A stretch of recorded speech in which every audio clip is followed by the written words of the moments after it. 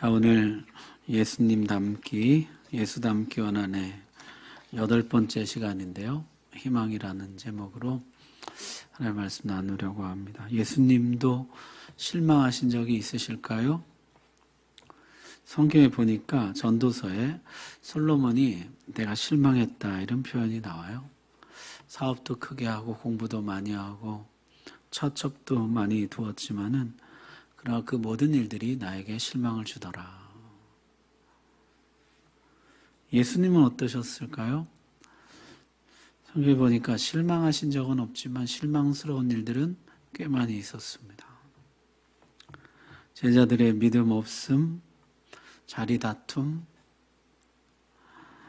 떡 먹고 배부른 사람들이 예수님을 억지로 잡아서 임금 삼으려는 모습들, 끝내 회개하지 않는 대제사장들과 당국자들.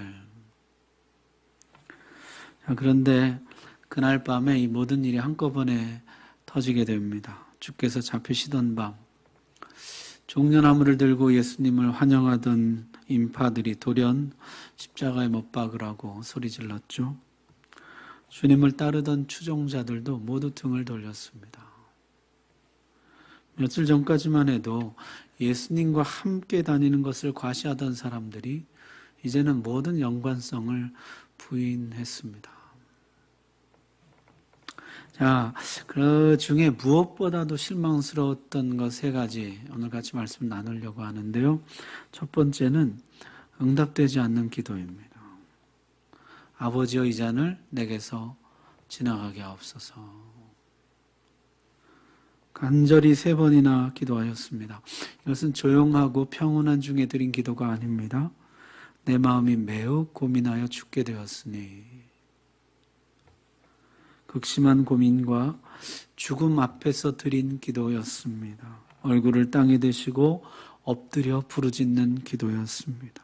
힘쓰고 애써 드리는 기도였고 땀방울이 핏방울이 되어 떨어지도록 드리는 기도였습니다. 아마도 창세 이후에 이 땅에서 올려드려진 모든 기도 중에 가장 간절한 기도였을 것입니다. 그러나 아버지는 냉정하게도 침묵하셨습니다. 기도는 응답되지 않았습니다. 어떻게 예수님의 기도가 응답되지 않을 수가 있을까? 어떻게 아버지가 아들의 간절한 기도를 외면하실 수가 있을까? 그 간절한 부르짖음이 응답되지 않았을 때의 그 박탈감, 그 실망감, 이겨내기 어려웠을 것입니다. 우리 주변에 그런 분들을 보게 되죠. 정말 간절한 가족의 회복이라든지 어떤 문제 해결을 위해서 기도했는데 끝내 그 기도가 응답되지 않았을 때 그 실망감이란 이루 말할 수 없는 것이죠. 자, 2번째는 유다의 배신입니다. 유다가 동산에 나타났는데 성난 무리를 대동하고 나타났습니다. 그들은 칼과 몽치를 든 큰 무리였다는 것이에요. 유다가 한 5명, 6명 데리고 온 것이 아닙니다. 오늘 성경에 보니까요, 큰 무리가 왔다는 것이에요. 요한복음에는요, 군대를 데리고 왔다 이렇게 기록하는데 군대라고 쓰여진 단어가 스페이라라는 헬라어인데요. 이게 200명에서 2000명 규모의 군대를 지칭하는 말이에요. 수백 명의 군사들이 꼬리에 꼬리를 물고 그 동산으로 올라오는 장면을 한번 생각해 보십시오. 거기에 구경꾼들까지 정말 거대한 군중이었습니다. 자, 모인 사람들이 그 정도라면은 그 중에 한 사람쯤은 예수님을 변호한 사람이 있을지 모릅니다. 예수님이 얼마나 많은 사람들을 도와주셨습니까? 얼마나 많은 사람들의 병을 고쳐주시고 귀신들을 내쫓아 주시고 진리의 말씀을 가르쳐 주셨습니까? 그 모든 설교, 그 모든 기적, 그 모든 치료 적어도 한 사람쯤은 이분은 죄가 없어. 이분은 우리에게 좋은 일을 하셨어. 일어날 것도 같은데요. 그러나 그날 밤 단 한 사람도 예수님 편에 선 사람은 없었습니다. 자기 땅에 오매 자기 백성들이 영접지 않았는데 자기 땅을 떠나실 때도 끝내 자기 백성들은 예수님께 등을 돌렸어요. 그날 주님은 참 외로웠을 것 같아요. 외로운 밤이었을 것입니다. 세 번째는 제자들이죠. 군중들은 차라리 용서할 수가 있습니다. 무리들은요, 사실 예수님을 접할 시간이 너무나 적었어요. 예수님을 잘 알지 못할 수 있습니다. 그러나 제자들은 아니죠. 예수님이 하나님의 아들이심을 알았습니다. 그걸 믿음으로 고백했어요. 군중들은 몰라도 제자들은 그러면 안 되었죠. 제자들이 예수님을 변호하고 나섰을까요? 모두 다 도망쳤습니다.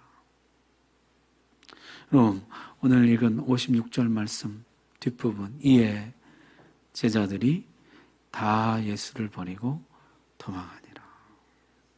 다 도망쳤습니다. 시몬도 갔어요. 요한도 갔습니다. 야고보도 갔습니다. 다 갔어요. 그럼 35절 한번 보시겠어요? 35절에 베드로가 이렇게 얘기하죠. 내가 주와 함께 죽을지언정 주를 부인하지 않겠나이다 하고 모든 제자도 그와 같이 말하니라.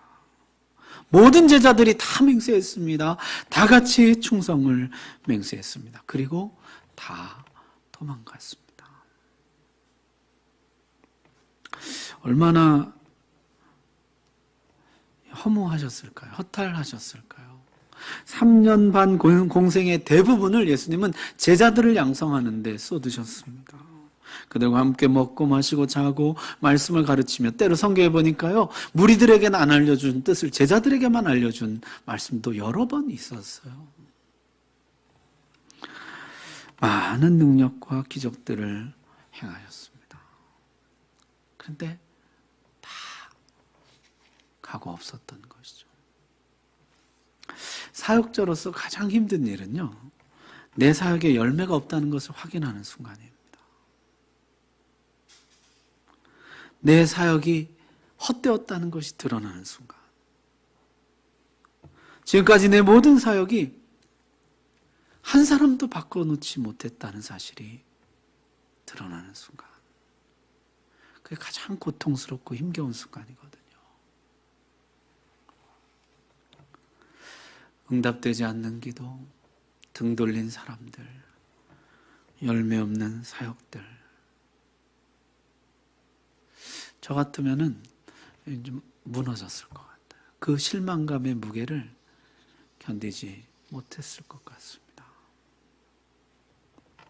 그래서 보통 사람들은요, 이런 실망감을 부정합니다. 감추고 속입니다. 마치 그런 일이 없는 척합니다. 기도 응답이 거절된 적이 한 번도 없는 것처럼 생각하고 말해요. 내 기도는 다 들어주신다. 난 응답받지 못한 기도가 하나도 없어. 예수님보다 더 나은 사람이죠. 또 내 주변 사람들은 다 나를 좋아하고 항상 관계가 좋아. 한 번도 나에게 등 돌린 일이 없고 난 어딜 가든지 핵인싸 항상 중심이야. 모든 사람들과 친해. 또 내 사역은 언제나 열매가 풍성해서 손만 댔다 하면 열매가 맺힌다는 것이에요. 변화되고 부흥되고 좋아진다. 내 모든 사역에 기쁨과 즐거움이, 보람이 넘친다는 것이에요. 이런 걸 뭐라 그럴까요? 뻥이라고 하죠.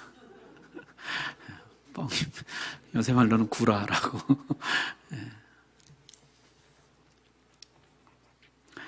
한 사람을 오래 속일 수 있고 여러 사람을 잠깐 속일 수 있지만은 여러 사람을 오래 속일 수 없다. 그러죠? 결국 다 드러나게 됩니다. 교회는 유리집이다. 여러분 혹시 그런 말 들어보셨어요? 우리는 같이 사는 사람들이잖아요. 천국까지 가서 영원히 같이 함께 살 사람들이잖아요. 같이 사는 사람은 어떻게 속입니까? 결국엔 다 드러나게 돼요. 처음에는 화려한 외모, 가진 지식, 이런 것들로 가려있지만 우리 한 3년, 4년 같이 신앙생활을 보면 어떻습니까? 다 드러나요. 숨길 수 없습니다.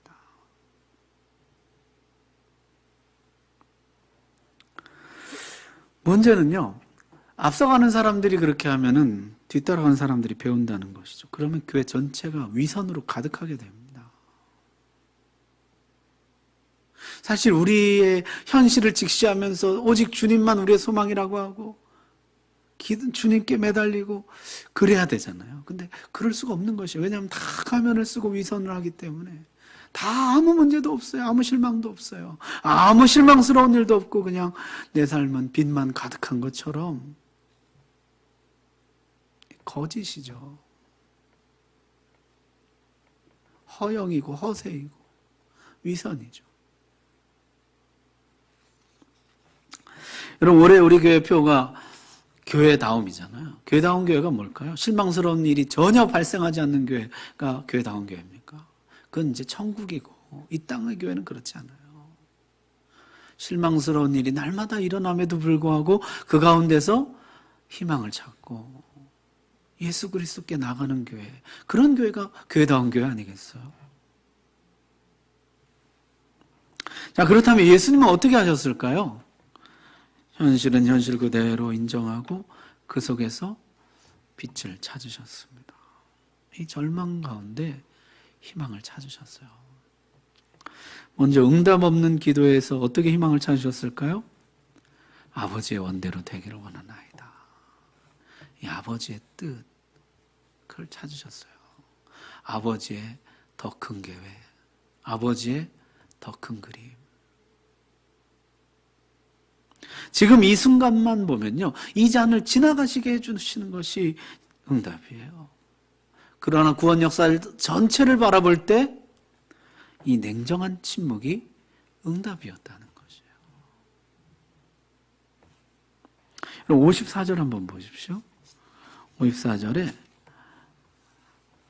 내가 만약 그렇게 하면 이런 일이 있으리라 한 성경이 어떻게 이루어지겠느냐.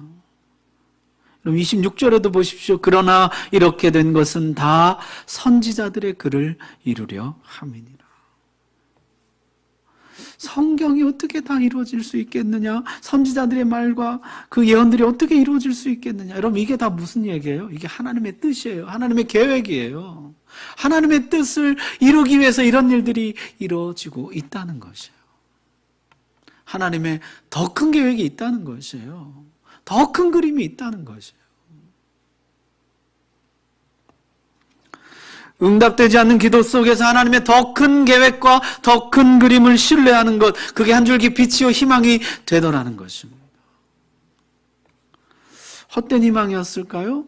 아니었습니다. 정말 그 잔을 마시셨지만 그로 인해서 온 인류를 구원하시려는 하나님의 뜻이 이루어졌고 그 구원의 혜택이 오늘 나에게까지 이르게 된 것입니다.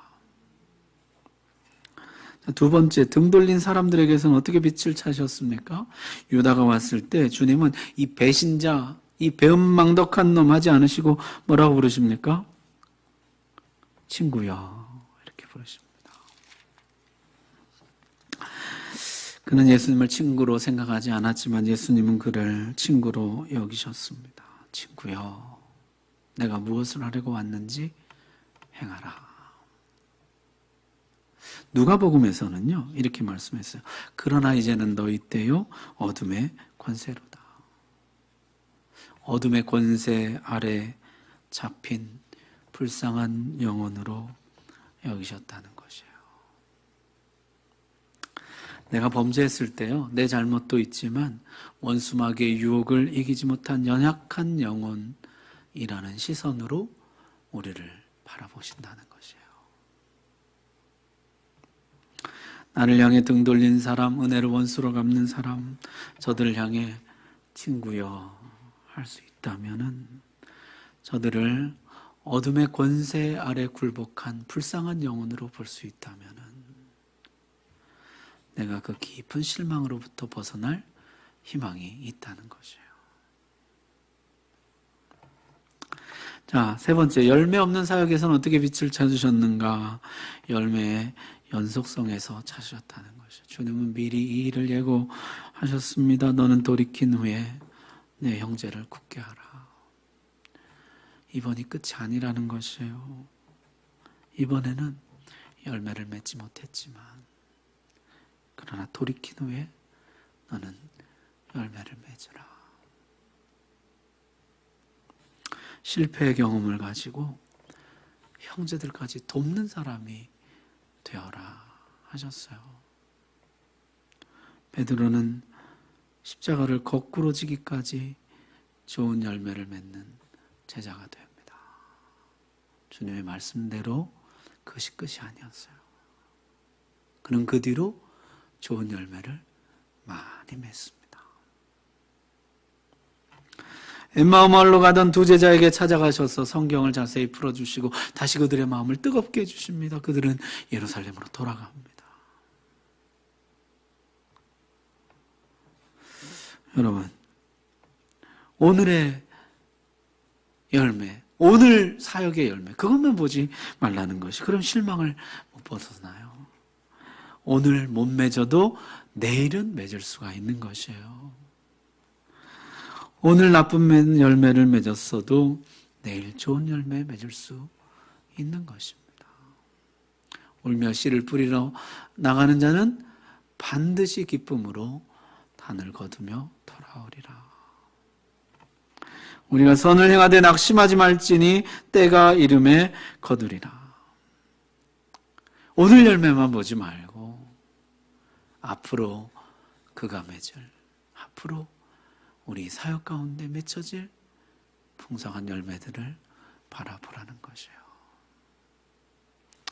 그래서 오늘 열매 못 맺었다고 절망할 필요도 없지만은 오늘 열매 많이 맺었다고 자만할 것도 아닙니다. 오늘 맺은 열매가 이게 내가 뿌린 씨앗이 아닐 수가 있다는 것이에요. 이게 내 앞서 누군가가 뿌린 열매가 오늘 나에게 맺히는 것일 수가 있어요. 원로 목사님의 기도 응답인지 초창기 성도님들의 수고의 결과인지 그 아무도 모르는 것이죠. 열매 못 맺었다고 낙심하지도 말고 실망하지 말고 열매 맺었다고 자만할 것도 아니라 이 열매는 연속성이 있어요. 말씀 마칩니다. 하나님이 내 기도에 침묵하실 때, 사랑했던 사람이 등을 돌릴 때, 내 사역에 열매가 없는 것이 드러났을 때 실망하지 말라. 주님처럼 거기에서 희망을 찾으라는 것이에요. 하나님의 더 큰 계획, 더 큰 그림이 있음을 신뢰하고 등 돌린 그 사람도 나처럼 그저 죄에게 굴복당한 불쌍한 연약한 영혼임을 기억하여 용서하고 사역의 열매가 오늘 한 번으로 끝나는 것이 아니라 내일도 맺히고 모레도 맺히고 뿌린 씨앗이 반드시 열매 맺는다는 이 믿음을 가지고 오늘 희망을 잃지 않는 것, 그게 예수님 닮는 것입니다. 예수님이 찾으셨던 그 희망 오늘 우리에게도 충만하게 임하기를 주의 이름으로 축복합니다.